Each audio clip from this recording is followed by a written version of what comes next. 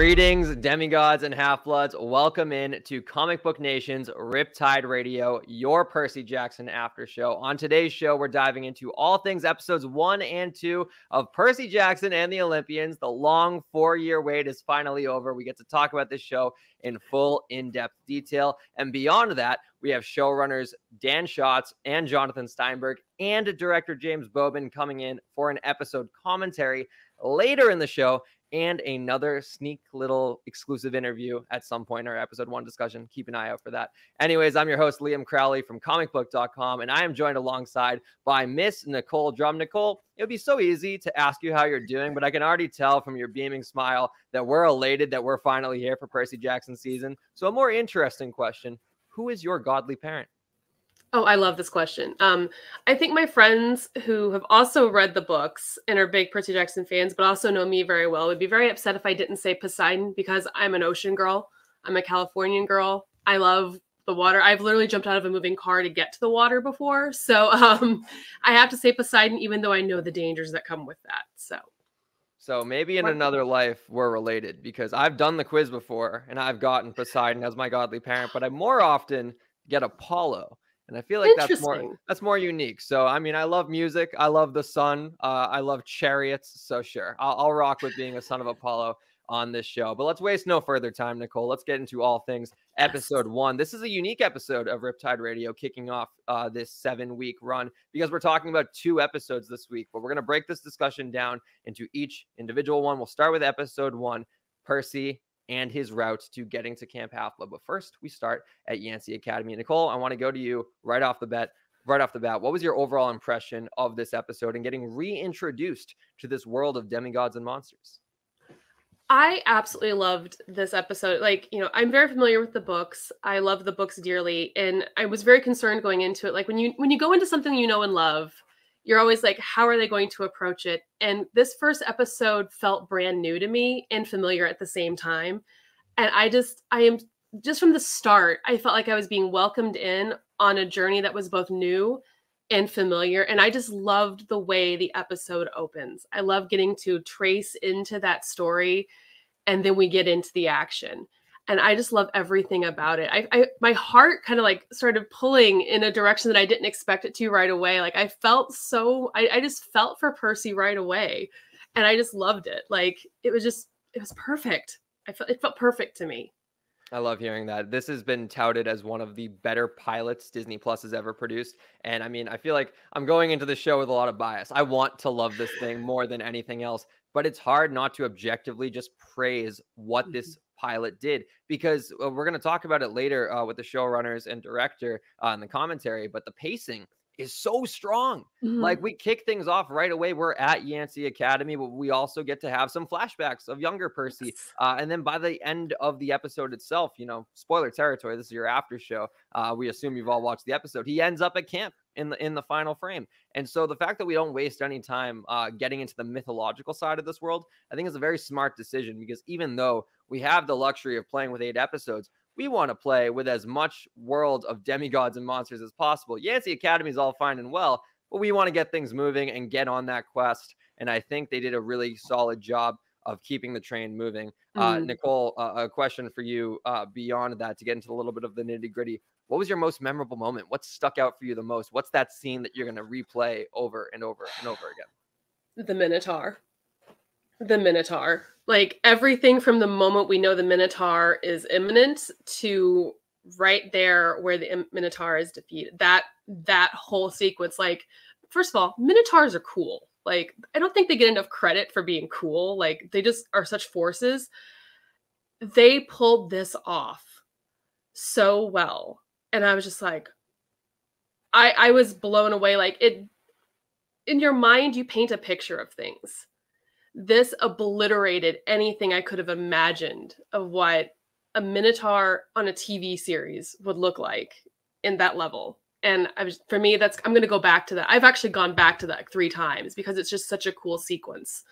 All of it. Like, I hope more people love and hate the Minotaur at the same time. Like, I really do. It's just so cool. The character design of the Minotaur was awesome. And I love how they went book accurate. They gave him the underpants as well. And I love the duality of when the Minotaur is more man than bull, and he's standing up and he's kind of hulking up, and then other times when he's charging. And this sequence was no easy feat for the Percy Jackson crew to shoot. You know, we might only see it on screen for a total of maybe 2 or 3 minutes in terms of Minotaur's screen time, but this thing took months and months and months to perfect. And I actually had the chance to speak with the director of photography, Mr. Pierre Gill, about just how they accomplished bringing this Minotaur scene to life. Check it out. The Minotaur was actually some stunt guys with a big bull head, a big blue head on there, chasing Percy, and Percy was fighting with them. So it's actually pretty cool. And Percy had Walker had a lot of fun doing this. So some sequence, sometimes it's a mechanical bull, and Walker is on top of it, like trying to kill the Minotaur. So it's all these little pieces that we have to build and think about and do prep and meetings and, oh, how do we do this part? Oh, this part, this part.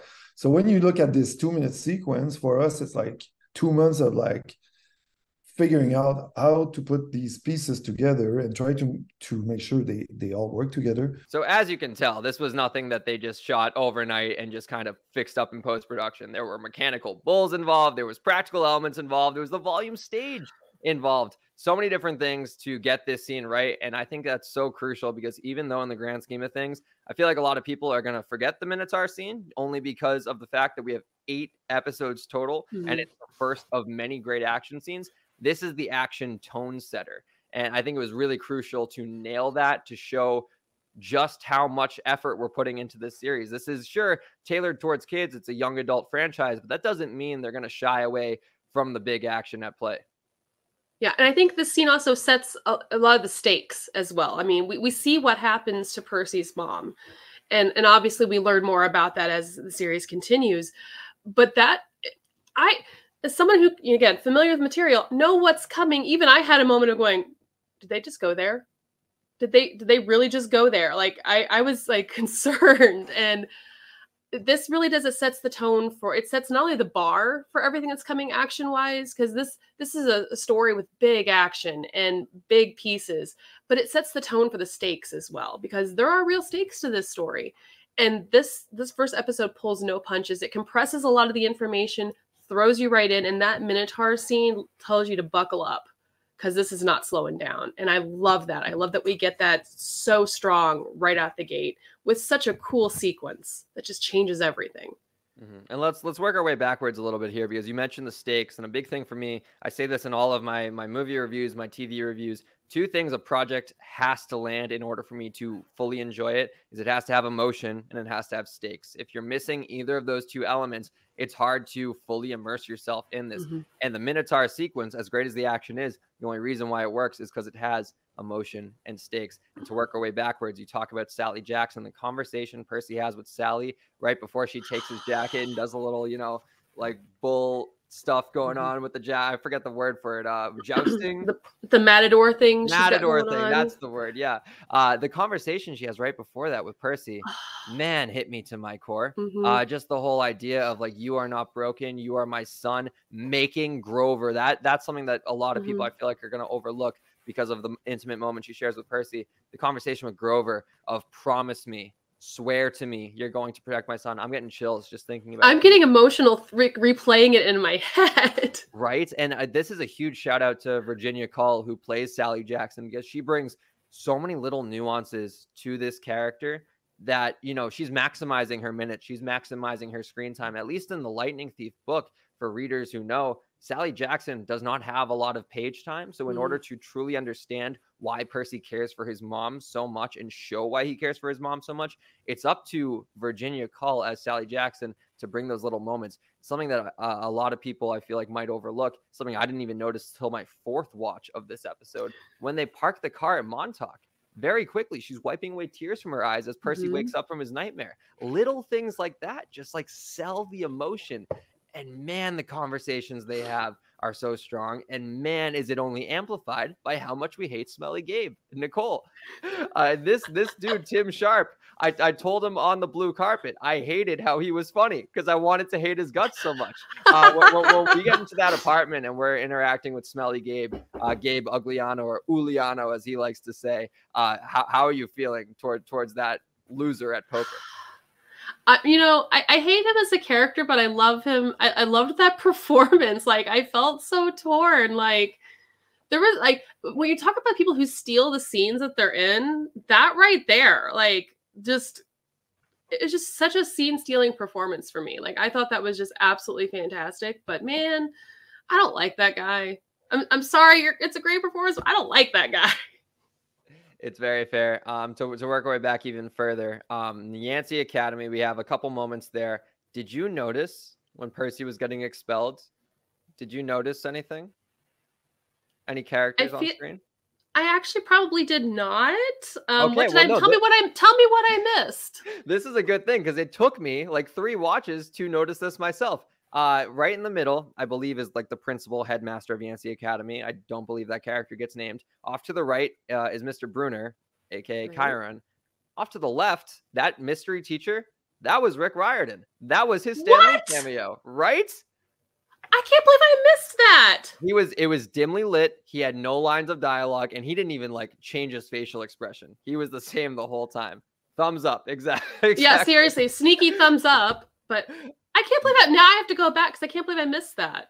And something, I've been thinking about this over and over again because the Rick Riordan cameo was something we were all expecting in season 1 somewhere. And again, I hope it turns into a Stan Lee situation where he just kind of pops up throughout. The dichotomy or the stage placing of where he is, the fact that Percy's in the middle, Mr. Brunner's off to the right, and Rick Riordan's off to the left. Sure, he's playing a different fictional character. He's not literally Rick Riordan. At least we don't think so. But Mr. Brunner is Percy's mentor figure in the mythological world. Mm-hmm. And hypothetically speaking, is Rick Riordan not his mentor / father figure in the real human world? That's amazing. My mind is blown.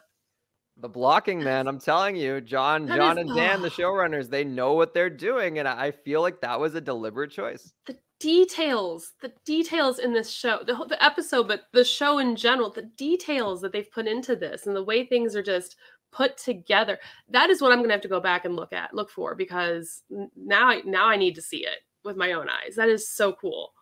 That's what I'm saying. A full circle thing with this episode before we get into episode 2 is Percy's relationship with Grover. This is one of the most crucial friendships to nail in this show, because if there's not a dynamic between Percy and Grover, your 2 male leads, the whole thing kind of crumbles apart. And fortunately, Walker and Aryan, you can tell that those guys are friends offset. I saw it firsthand. They have become very close off screen, and it shows on screen. Little nuances I love when they're unpacking their lunches outside of the Met, and Percy doubles up on the meat in his sandwich while Grover's taking the cheese and stuff like that.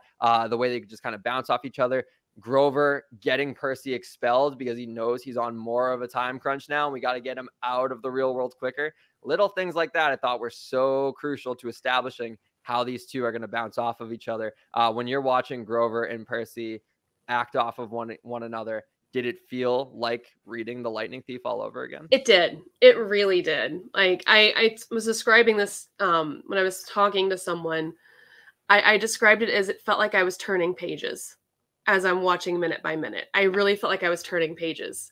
And it just blows my, I can't wait for people to, people have obviously seen it, but like I kept saying, I can't wait for people to see this, because especially those of us who have loved and read the book, I wish I'd brought my copy with me. It's literally falling apart.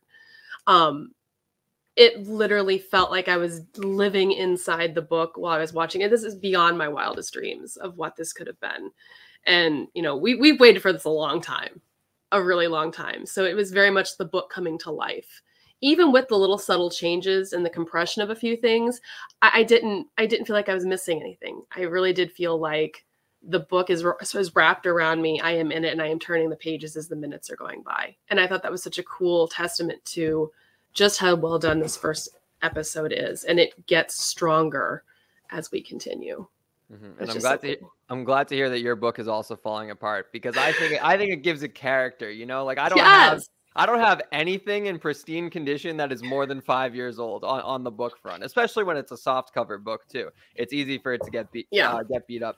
One thing I did want to touch on though before we get into episode 2 is, we're singing a lot of praises right now, but there are things to improve upon in this series, and I feel like something we saw that we can compare and contrast them because they're so similar from a technological standpoint is Alecto, the Fury that's going after Percy, and the Minotaur.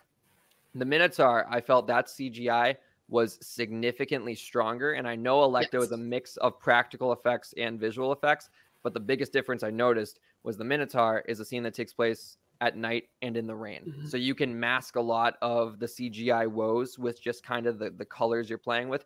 Alecto, it's broad daylight. There's not a cloud in the sky. It's coming off the Met steps, this shiny, pearly white and all that.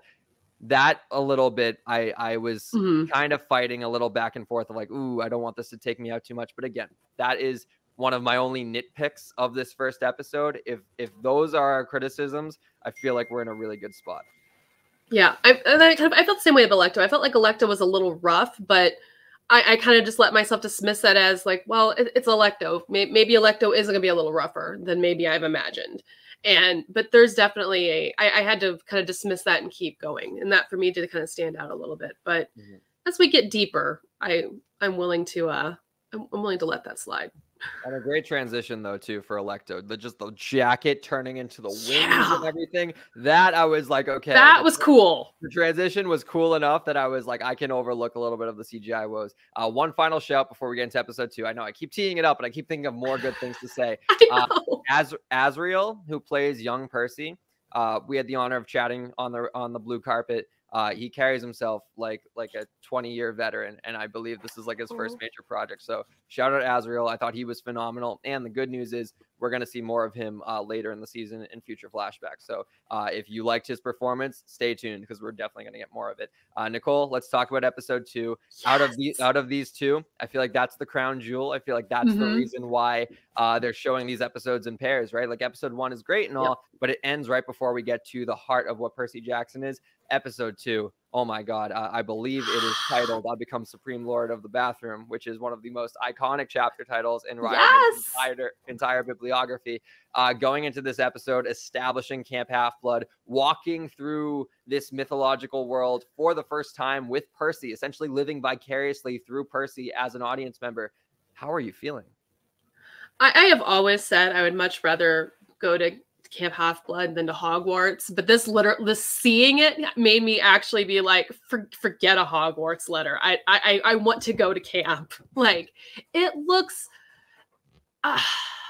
it just looks like such a perfect little summer camp that's like full of crazy, and I just loved it. Like I was blown away. I mean, I can't even wrap my head around the scope of it. Like I know it's a set. I know it's not necessarily a real place that you can go to, but it felt real. It felt like this expansive.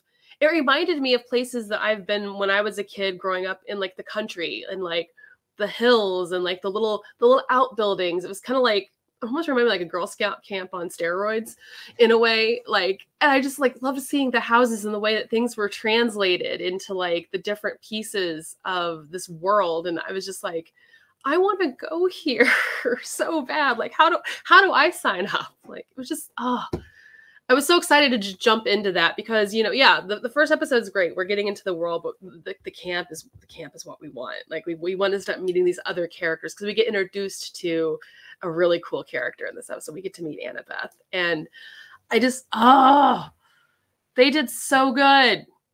Like, let's go. Let's pack up and go there right now. Like, that's how I felt just watching all of that.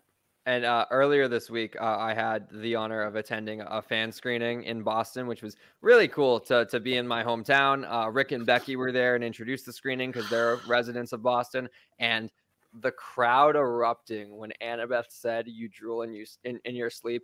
You would have thought it was T'Challa coming out of the portal in Endgame. Like, people went insane for that one line. And it just goes to show how powerful this fandom is, because that is arguably, like, that line is just funny. That line is just establishing the type of relationship Percy and Annabeth are going to have. There's no big plot points at stake. There's no Easter egg towards what's going to happen in the future. It's just purely funny. And the way that the theater erupted, I knew that we were in for an absolute ride.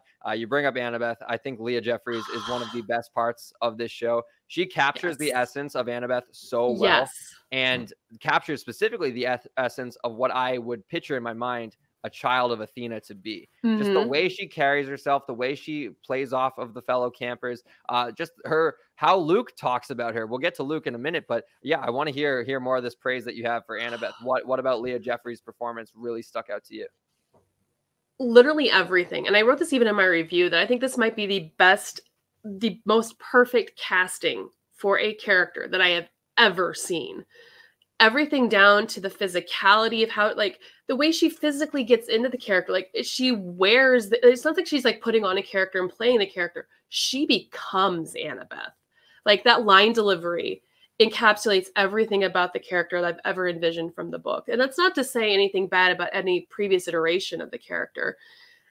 It's just that, like, she transforms. Like, it's exactly what you'd expect this character to be. It's the attitude, the swagger, the quiet vulnerability, but also that, yeah, I could kick your butt, and I know I could kick your butt, and I'm gonna kick your butt. Get out of my way. But she's this very real, there's this very real everything to the character. And I was blown away. Like, this probably was the character. I wasn't apprehensive about the casting when it was announced, because I trust actors taking on roles. Until an actor takes a role and shows me they're not going to get it right, I'm going to trust and believe and be excited for it. But this blew me away. I love the entire young cast in general, but this is my Annabeth. This replaces anything I've ever thought about the character, because it just down to the physicality, down to the way she walks, and the way she, like, in the scene where they're doing the capture the flag, like, even the way she wears her armor just feels like she embodies that character. And I just cannot, I mean, I just want to, like, hold up a sign that says "You rule" anytime she comes on screen. Like, I'm obsessed. I'm in a good way. Yeah. And what's really special too is Rick Riordan, we all know, had a huge play in casting everyone. Yeah, I'm pretty sure he probably had the final say with all of the major roles, but specifically with Leah as Annabeth. Leah shared this with me when we spoke during the LA junket. Rick told her, "I chose you directly." Yes. Like, how powerful is that, to know that, like, one of the most iconic characters that this genius of Greek mythology created, he selected you out of thousands of people who auditioned, thousands of people who probably did fairly decent in their audition, but out of everyone, it was you, Leah. Like, that weight of, like, I don't want to call it like responsibility, because it almost feels like a burden, but just like knowing that trust, that's empowering right there. And it's very clear that conversations like that behind the scenes translated on screen. We talk about Annabeth. I want to talk about some of the other characters we get to meet in this episode. My boy, my favorite character, Mr. Luke. I'm not going to say his last name because it is a revelation in the later books. People forget about this. He's constantly named on, like, Wikipedia's and IMDb's as, like, Luke last name. And I'm like, whoa, pump the brakes. I remember it being, like, a big deal when we learned Luke's last name. Charlie Bushnell, I think, is going to be a superstar. And it's funny because what we're seeing right now is he's playing with, like, 10% of what Luke is going to eventually get to work with. And in that sense, James said it to me in a past interview, the director, he's charisma personified. Like, he is that guy that Percy would gravitate towards. He is that guy that's going to be Percy's brother for life. And they're just going to have a lifelong, everlasting friendship with no bumps or bruises. It's going to be smooth sailing forever. And that's all thanks to Charlie Bushnell's Luke performance. When we're meeting Luke in the Hermes cabin, and Luke is approaching Percy and lending that helping hand and teaching him the ways of Camp Half-Blood and trying to find out what we're good at. Just how do you feel about Charlie's performance? He's just so cool. Like, he's just the chillest. I'm just like, I love it. And like, he's just so chill and so cool. And I'm like, where did you come from, and why haven't you been in everything? Because it was just so smooth. And I'm like, he really does set a tone for that friendship, and you really can tell that it's something that Percy needs. But it also doesn't. It almost. I say this a lot. It doesn't feel like acting. it feels so natural between the players and the characters. And I just immediately was just like, yeah, I would trust whatever that kid said. I would trust that guy. I would trust that guy. He's so cool. And I just loved it. I love that. I also love that we get these disparate personalities and different reflections of the characters, especially for those of us who know what their parentages are and know, those of us who read the books and know what's coming. We kind of, it's like, this is so cool to see all the different personalities and the way they're translated. And yeah, Charlie as Luke is just so cool. Luke is a cool character, and Charlie's a cool dude playing Luke. Like, it's just so cool. And as an actor too, I am so excited to see when he gets to play with some layers, because right now he's very surface level of a character. Yeah. And to know, where we're going to get more lines of dialogue, we're going to get more interactions with different characters, that is very intriguing for me. I want to talk about two of what I feel like are the character introduction highlights of this episode. First, we're going to talk about Mr. Jason Mantzoukas as Mr. D, Dionysus. Yes. I don't know. You mentioned Leah possibly being the perfect casting for Annabeth. I don't know if there's been a more perfect casting for a character from books to screen ever than Jason Mantzoukas, excuse me, as Mr. D. Just everything, the charisma, the mannerisms, the facial expressions, the conversation of pretending to be Percy's father killed me. Got me so good. When Mr. D pops off those sunglasses, what's going through your head?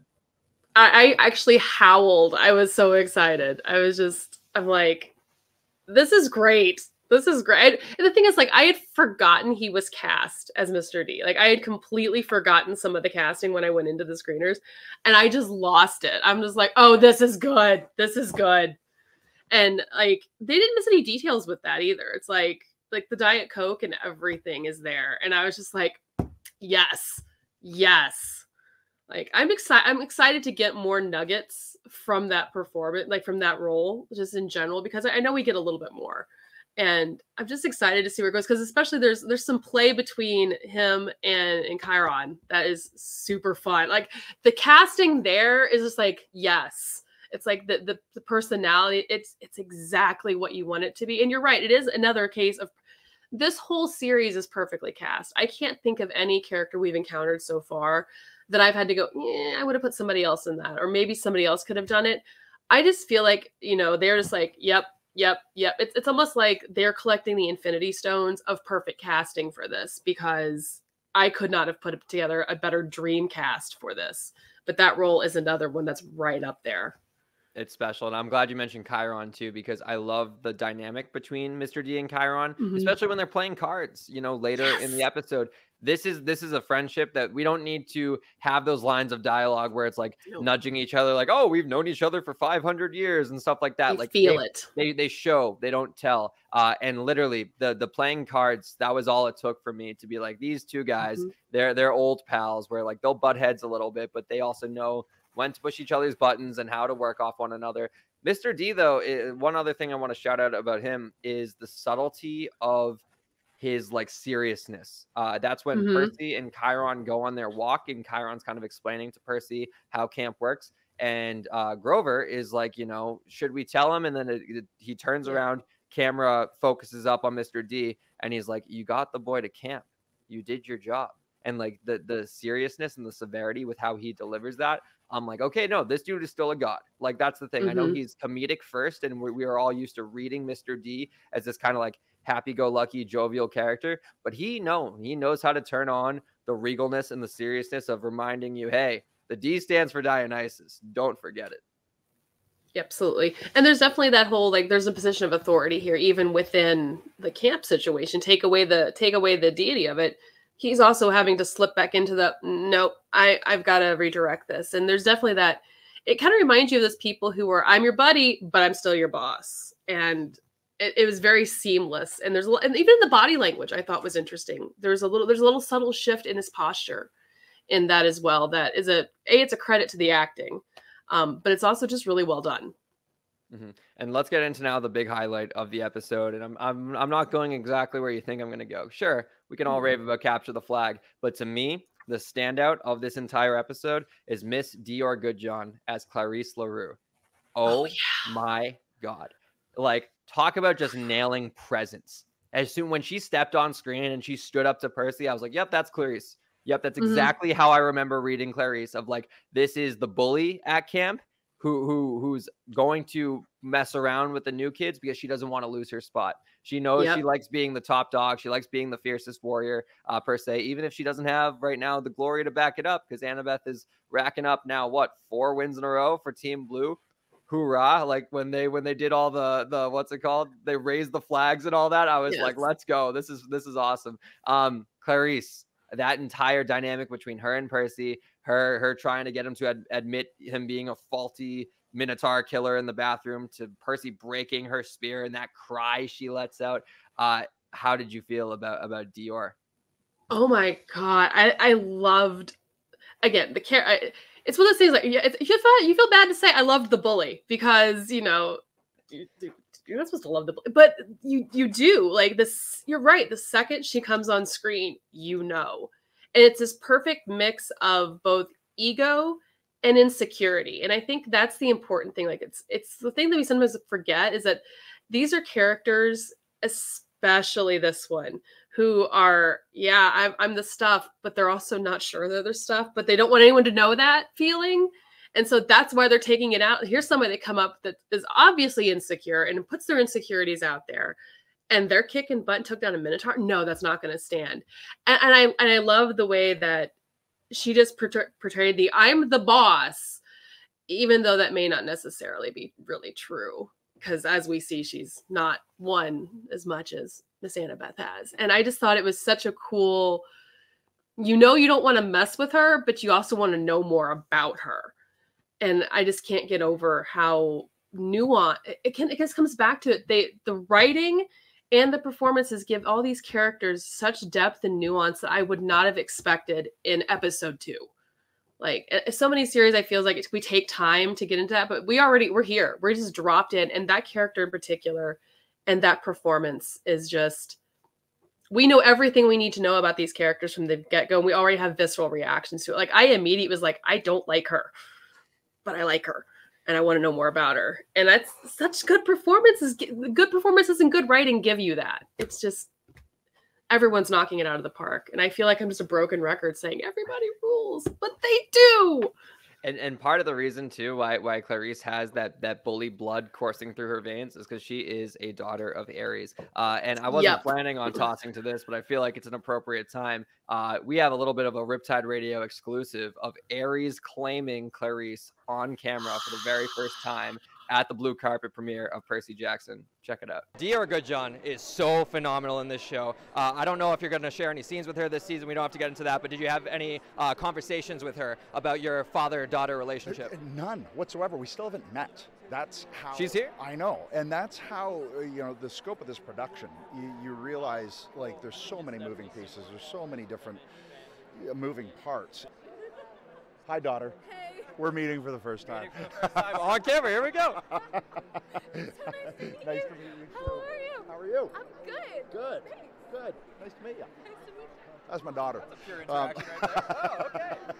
Oh, okay. You just met Adam Copeland for the first time. That was pretty surreal to see happen in front of my eyes. Awesome. Are you familiar with his work in the Squared Circle? Yeah. Did you watch any matches?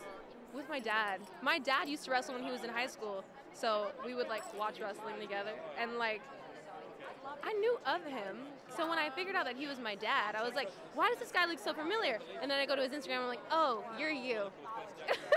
Claimed on camera by comicbook.com's cameras at the blue carpet. We also saw another claiming on camera in this show. That's right. Episode 2 ends with the trident above Percy's head. No little emoji trident. No little pitchfork above his head. No, full size 8-foot trident. Something that would come crashing down and probably concuss him if it were able to sink to the ground. Nicole, when Percy gets claimed, I just want to know how many hairs on your arm stood up, because when it happened for me, my entire body was just like goosebumps everywhere. Full body chills. I knew it was coming. Oh, same. I knew it was coming. It's like full body chills. I think part of it, because it is the giant freaking trident, and I'm just like, I just got chills. I just got chills again thinking about it. It's just, you want to cheer and also freak out at the same time. It was just such a cool moment. And just also the look on Annabeth's face. It was just like so perfect. Annabeth, we all knew, was anticipating it because it was clear how she was watching him, and it was clear she had a hunch, and that's the reason why she kicked him into the water. But still, the fact of like, oh, I thought I was right, but I didn't realize what being right actually meant, because we got a forbidden child in camp now. Last time a forbidden child came our way, got turned into a tree.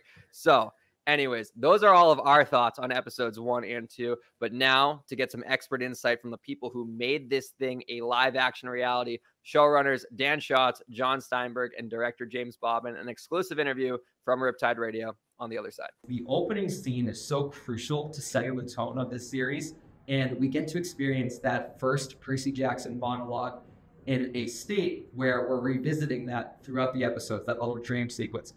James, I want to go to you for this first one. Talk to me about that creative process of starting with something so ominous to continuing to water that scene throughout. Well, it's the book, isn't it? So obviously, we, all of us, love the book. And there was the idea of basically John and Rick creating this idea of who he is. It was a real process whereby we sort of sat down. John and Rick had this brilliant idea about telling the story of Percy up to this point, where he was, how he's got to where he is, and then really using the dialogue in the book in a very gentle, subtle way, whereby we're hinting at it rather than giving it all away so soon. So it's very much a sort of setting up the world, really. I know a lot of fans were curious as to whether we were going to get a title card or a title sequence. What was kind of the creative process of deciding we're just going to hit us with the title and then get rolling into the show? I think it was, with that cold open, really getting into hearing Percy's voice right away, and then getting the main title.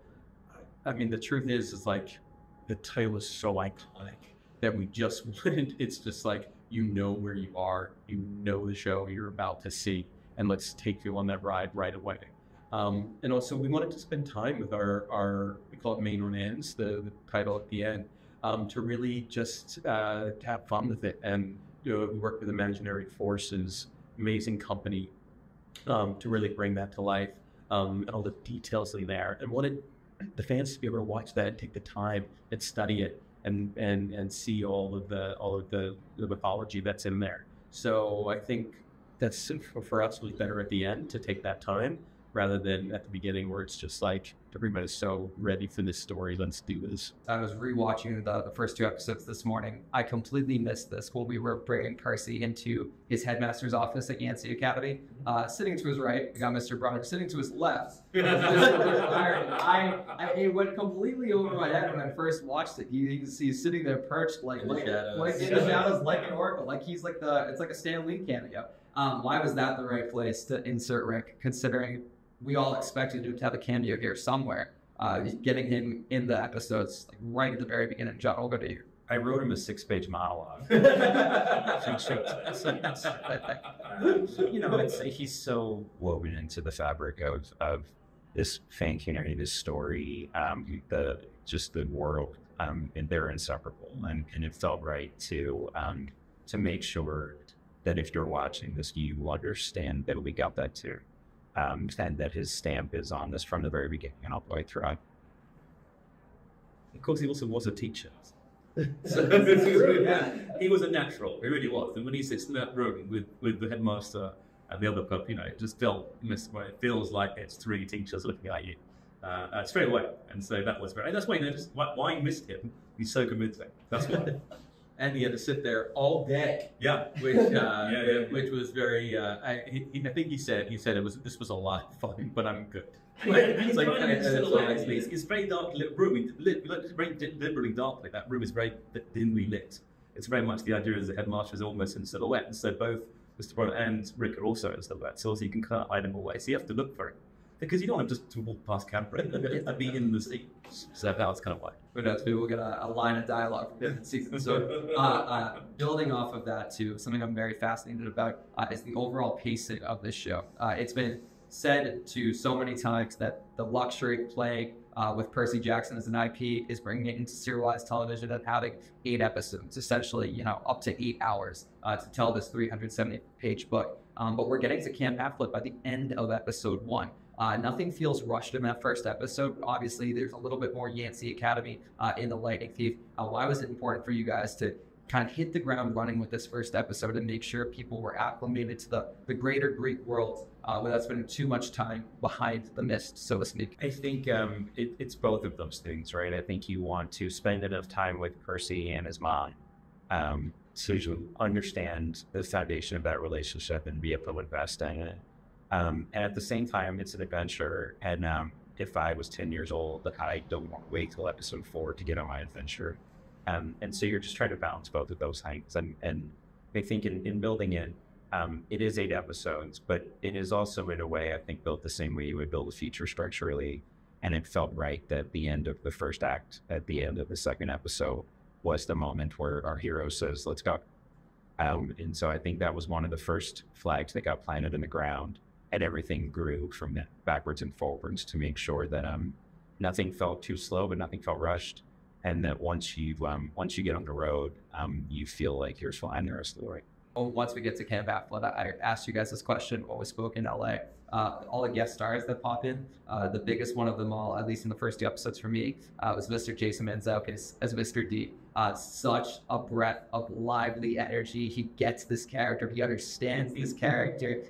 His presence on set, especially an actor like him who isn't bringing the visceral action that Nada Copeland would, or the regalness that's been teased by Walker about Toby Stevens. What is someone like Jason Mantzoukas bringing to this young ensemble? What kind of energy is he bringing for them? Fun. I mean, he's just such a lovely guy, and he's hilarious at all times.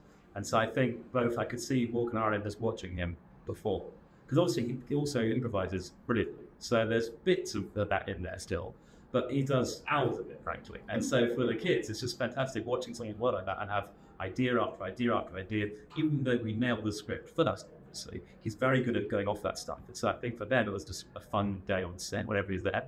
And so he brought a great sense of fun to this episode. His friends certainly got you to do that. But I always, when I read the book, I always saw him. So it really felt like that's who it would be. And he really does bring, as you said, he kind of is that guy. And he just does a brilliant job. So he also did. He came with that air and the that's what he looks a bit not a top. So yeah, it's very much like his ballpark, I say. Yeah, and if he might be the unsung highlight of episode 2, but the main highlight that everyone's going to be talking about is Cash the Flag. Oh, you guys accomplished something that I feel like is so hard to do with a young adult book, in the sense of you made it feel applicable for kids, but also you didn't shy away from the visceralness, the heavy action, some of the slicing and dicing. Like Walker eats his arm the way Luke kind of points the sword at someone before telling them to stand down. Towing that line, I'd just love to get to your heads creatively of what decisions you have to kind of hold back on with the action, and what stuff you're able to kind of push the envelope with. Damn, it's some good. I mean, we just want it to be real. I mean, real and grounded. And when these kids go at each other, they go at each other. And it was amazing time of their lives doing it, which really helped. Walker always likes to talk about how he was so terrified of Clarice in that moment. Dude, I wasn't, like that whole scene after she's like screamed, that wasn't acting. I was genuinely terrified that she was gonna like hurt me or something. And Fior just has that thing where when she comes over that rock and stares you down, you want to run. And it was, with the action, I mean, I'll let James speak about it. You directed it, but it was, we had a lot of kids, we had a lot of training. I mean, as Dan said, it's really about grounding that action and giving the action a narrative. It's very important. That sequence is how Percy learns. He's actually quite good at swordsmanship, and that's a very important part of that story. So for me, Walker, and also in a weird way, Walker's obviously at the same time learning how to use swords. So it's very true to his performance, actually, how he was physically offset. He was trying learning to be good with swords. So certainly at the beginning with Clarice, he's got no idea what he's doing. Fumbly, his armor doesn't fit very well, which is, I love that too, the idea that he doesn't wear an helmet very well, and that's kind of a problem. And his head holds a bit too big, and that sort of stuff is really good. But by the end, he's got some incredible moves, and also you sort of change the camera work accordingly. So the camera work, the beginning is quite loose, at the end it's very precise, and that's basically the camera tells you the story of how he's learning to sort of fight the sword. And so and also Kreese's scream at the end is really helpful too, because Dior has a very powerful voice, and it's a genuinely chilling scream, because obviously that thing breaking in front of her is the worst thing she's ever seen, and that feels like that moment, and it gives a real good button to the sequence. And that's always helped to have. So that's just great. It's a lot of work. It's many days of filming. Incredible work by our stunt team under Eli. Did a fantastic job of making that sequence work. And John's idea of having Hoop Fox Yes. was really the thing that's like, all right, Percy's got some moves. Yeah, I mean, he can do this. Now, out of all the Fortnite emotes, I think flossing is definitely one that suits Percy well. John, to come to you for this next one before we build on the climactic moment of Cap still flying. I want to talk about something that's developed beforehand. Luke and Percy's relationship. This dynamic is I get chills just talking about it, because as a diehard fan, as a reader of these books, I know where it goes. I know the nuances it has, and to revisit it at the very beginning, where it's so pure but also so layered, is so fascinating. I'd love to just get into your head about developing it and what kind of direction you give. James, you can also answer this whole. What kind of direction you give Charlie? Is this something where you're telling him, hold back a little bit, you're full on, you're the leader of the Hermes camp right now, or are you telling him, give us a little flavor of what we can expect for you in later episodes, in later seasons? I think a villain is most interesting when you can see the story from their point of view in a way in which they are anything but. And I think there were sort of two targets, I think, early in the story that were important. One was to understand where Luke was coming from before you really knew anything about it. You don't need to know anything about his father or his mother to understand that there's a little bit of irreverence there in a place that you would assume where everybody is fairly reverent, and part of his charm. But I think when you, spoiler alert, get to the point at which you understand there's more than a little subversiveness there. And I think that it was important to everyone that you felt the tragedy of that relationship breaking up. And in order for that to happen, you have to care about Luke being Percy's first friend at camp, and an unlikely friend, a kid who immediately Percy assumes is going to be his bully here, becomes a big brother. And I think, James can speak to this, but I think, what Charlie was really successful with was in making you feel that there's never a moment when he's lying to a person.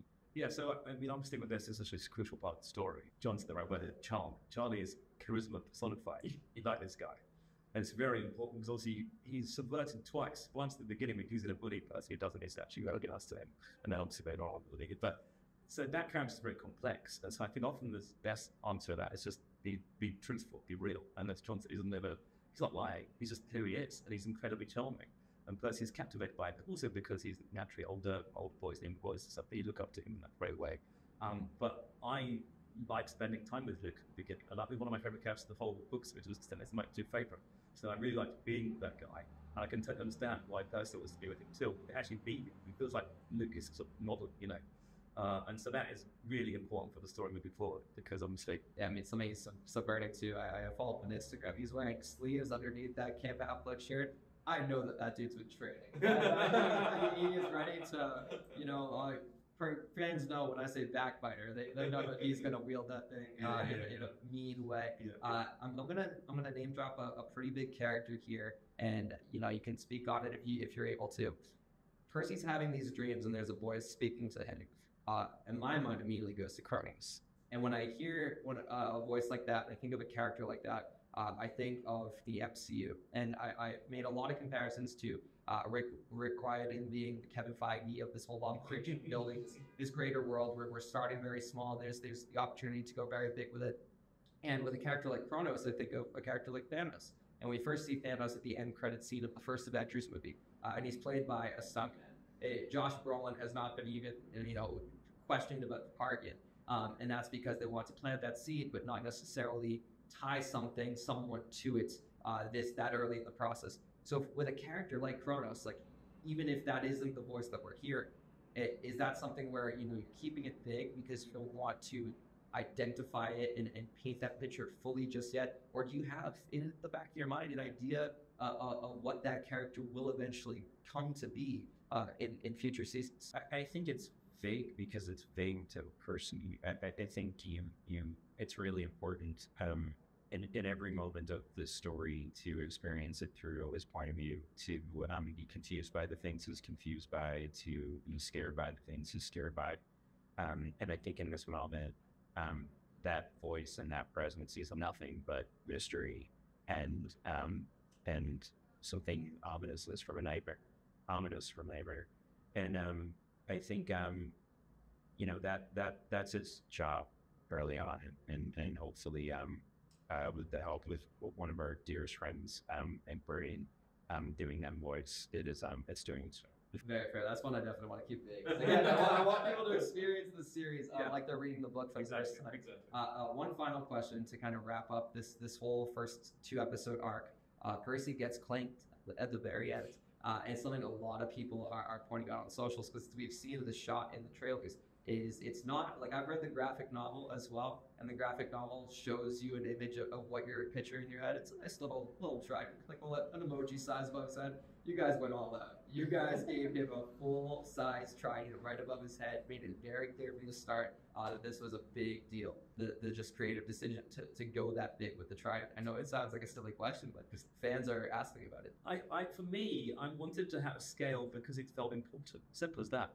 The still twinkling thing above its head's not going to do anything for me. It's got to be a thing that would hurt Philomene.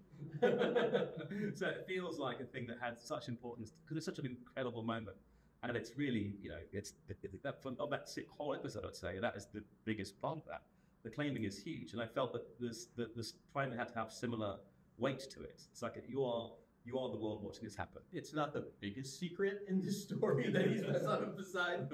I think even in the title, there's a trident in the title, but this is Percy's story, and this is his journey, and this is the game-changing moment for this character as he's realizing what he's a part of. So, we have obviously these really powerful earlier scenes, but this is the moment he's realizing, and then also it was just kind of fun to put it out there, get everybody excited. That is such a big part of this story. Yep. Yeah, I mean, here's hoping we get a replica version that we can buy. Well, guys, I love this extended chat. I love getting to dive deep into the analysis of what we're getting here, and it's really cool that we're only at the beginning. So hopefully this is the start, obviously, of an 8-episode journey, but of a much longer journey at play. I appreciate all your excitement. We'll see each other at the premiere. See you. Nice one. Thanks. You're welcome. Well, thank you, Dan, John, and James, for joining Riptide Radio on our very first episode. Loved hearing all of their insightful thoughts. Loved hearing what they're planning for the future, even beyond season 1 of Percy Jackson. That was pretty cool. Nicole, we're going into episode 3. We're heading to Auntie M's. We're going on the quest. What are you looking to experience in this next episode? Oh my gosh. I'm excited to be on the quest because the quest is where it's at, I want to see, because clearly we've got the three personalities that are going on this quest. I'm excited to see how the trio gels. I want to see, I'm very excited because this is a big deal. This is a very big deal.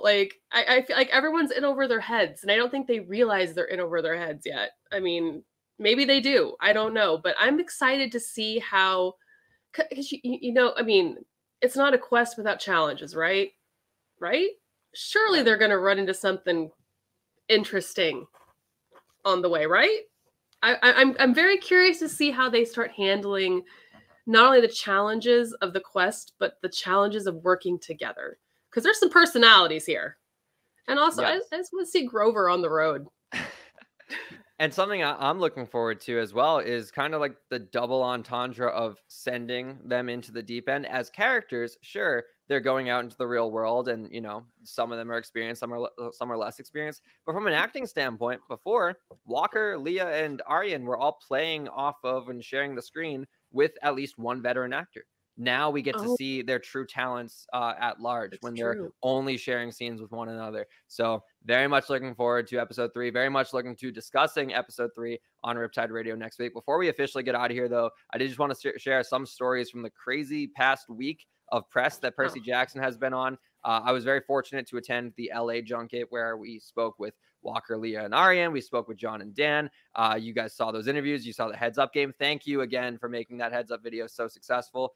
50,000 views and climbing, one of Comic Book's biggest videos of the year. That genuinely means the world to me. So thank you so much for that. But it was really cool to just kind of go on this journey in different parts of the states. Like we started in LA and then New York for the premiere. And the premiere was such a surreal experience. The carpet was great. You saw that carpet video on Comic Book's main YouTube channel. The reception afterwards, which was essentially just like an after party in the Met Museum, had so many great conversations with all the different actors. Me and Charlie talked about our gym splits. Me and Walker talked about Fortnite. Like, these kids are just kids at the end of the day. And it's so cool to like see that this project for them is like when I joined like theater guild in high school, of like, this is just my like after school project. And it's the same thing for them on just a much larger scale. None of them have been like inundated by the Hollywood lifestyle or anything. They're just purely having fun. And that's super special. One thing I did want to share, though, a parting gift they gave us from attending the premiere. Look at this bad boy. Oh, yeah. The end credits of Percy Jackson in full glory. Oh my God. It's beautiful. I really hope they sell this online somewhere. I was going to say, because just leave your window open and, you know, the door unlocked. I'm just not going to sneak in and steal it. Oh, that's so cool. The detail in this thing, I'm going to be hyper analyzing this for many, many days to come. And I feel As you like should. There's going to be revelations about it in the later episodes once we start to know what some of those things mean and what some of those locations turn out to be.